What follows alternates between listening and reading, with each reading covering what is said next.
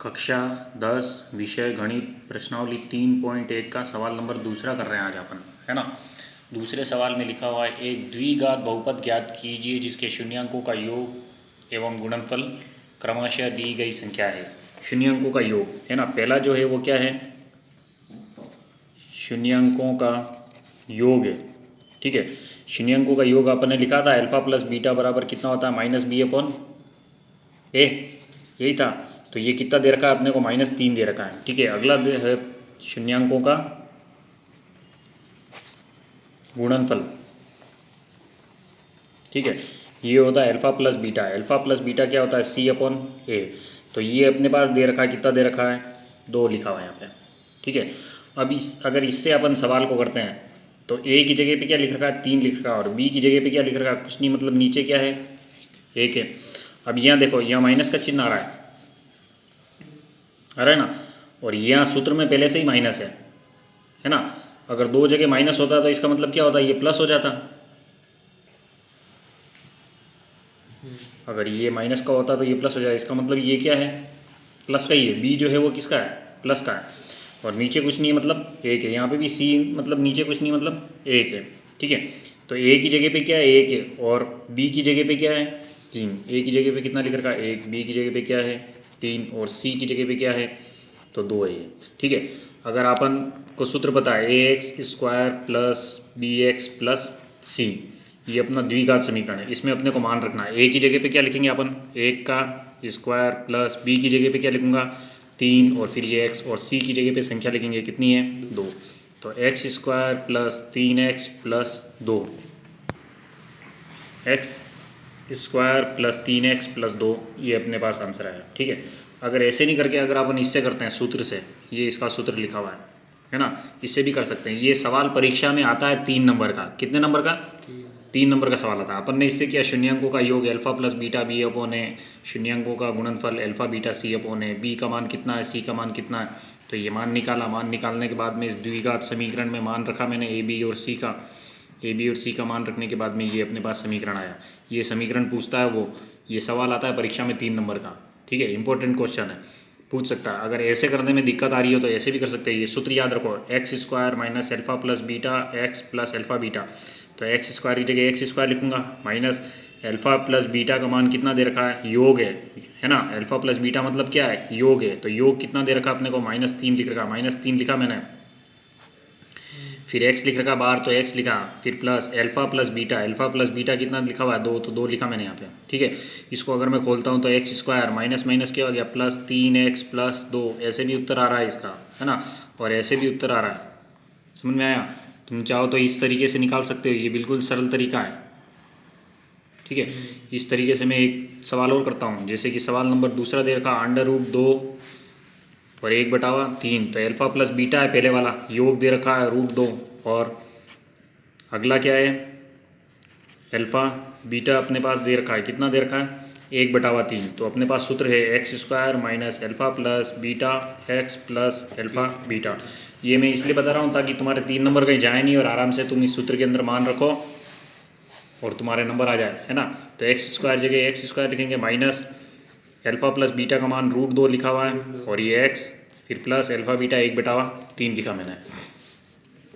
ठीक है, अब यहाँ देखो, यहाँ अगर अपन इनका लघुत्तम लेते हैं, नीचे कुछ नहीं मतलब क्या है, 1 है ना। तो लघुत्तम लेते हैं अपन अगर सिंपल में देखते हैं, अगर अपन कि कहीं खाना खा रहे हैं ऐसा मतलब, ठीक है, सामान्य ज्ञान के हिसाब से कोई खाना खा रहा है आदमी, है ना, और उसके पास में अगर लड्डू पड़ा हुआ है तो अपन उसको नहीं पूछेंगे कि तेरे को लड्डू रखू क्या, नहीं पूछेंगे ना। तो अपन क्या कहेंगे, जिसके पास नहीं है उसको देंगे। तो देखो, इन दोनों के पास में नीचे 3 नहीं है ना, तो इन दोनों को ऊपर 3 देंगे, तो 3x² माइनस 3 √2x प्लस 1, ये अपने पास क्या आ गया, समीकरण रूप आ गया इसका। आया समझ, अगर लघुत्तम लेंगे तो 3 आएगा, है ना, 3 आएगा, तो ये क्या आ जाएगा, 1 का भाग 3 में देंगे, 3 आएगा, 3 से ऊपर गुणा करेंगे, यहाँ पे भी 3 से गुणा करेंगे, और यहाँ 3 से गुणा नहीं करेंगे क्योंकि 3 का भाग 3 में देंगे तो कितना आ रहा है, 1 आ रहा है। अगर इसको समीकरण से करेंगे तो इस प्रकार से 3 लिखूंगा मैं। ठीक है, तो 1 का भाग दूंगा तो 3x² माइनस 3 √2x प्लस 1 आएगा। ठीक है, तो लघुत्तम और लघुत्तम के नीचे का ये सब हट जाता है, तो ये अपने पास समीकरण आ रहा है, और इधर से भी ऐसे भी समीकरण आ रहा है ना। आगे समझ में, एक सवाल और बता दूँ इसका, सवाल नंबर दे रखा है तीसरा, है ना, -1/4 और 1/4, ठीक है। तो पहले वाला क्या है, अल्फ़ा प्लस बीटा है, माइनस का 1/4, और बाद वाला अल्फ़ा बीटा क्या है, गुणनफल, है ना, पहला योग है, दूसरा गुणनफल। सूत्र क्या है, x² minus alpha plus beta x plus alpha beta, x² ऐसे ही रहेगा माइनस। अब ये अल्फ़ा प्लस बीटा अपने पास माइनस में लिख रखा है, तो अपने कोष्टक में माइनस में लिख दिया, इसको x प्लस अल्फ़ा बीटा कितना दे रखा है, 1/4 लिखा है ना, 1/4 है ये, ठीक है। अब यहाँ पे कर रहा हूँ मैं, x² ऐसे रहेगा, माइनस माइनस 2 बार माइनस है तो क्या हो जाएगा, प्लस हो जाएगा, तो ये प्लस हो गया, है ना, 1/4 x प्लस 1/4। अब देखो इनके पास है तो इनको नहीं देना, इस वाले को देना है, तो 4x² प्लस x प्लस 1, ये इसके क्या आ गया, समीकरण रूप आ गया। इस प्रकार से आपको सब सवाल करना है इसके, ठीक है। सवाल नंबर तीसरा है, यदि द्विघात बहुपद f(x) बराबर x² minus 8x plus k के शून्यांकों के वर्गों का योग 40 हो तो k का मान ज्ञात कीजिए, ठीक है। शून्यांकों के वर्गों का योग 40, तो शून्यांकों के वर्ग मतलब अल्फ़ा का स्क्वायर करो और बीटा का स्क्वायर। शून्यांक क्या होते हैं, अल्फ़ा और बीटा होते हैं शून्यांक, उनका वर्ग करना तो उसका वर्ग कर दिया, योग कितना आ रहा है 40, और k का मान ज्ञात करना है, ठीक है।